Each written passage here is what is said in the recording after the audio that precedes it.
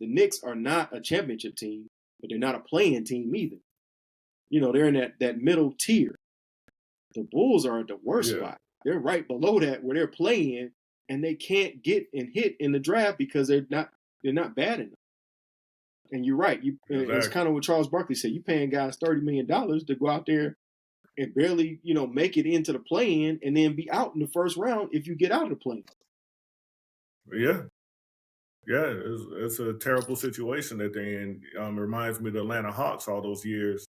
They're, I mean, they would be good enough to make the playoffs, but they weren't a championship team. They weren't bad enough to not make the playoffs and get draft picks. So every year you're middle of the road and you can't go anywhere. The Chicago Bulls, they're kind of like that.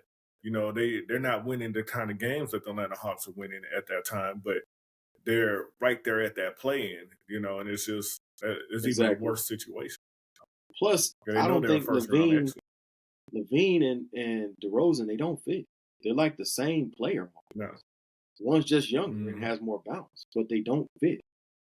So, exactly. And I think they may be trying to do what Boston is doing with Tatum and Brown, but they don't fit.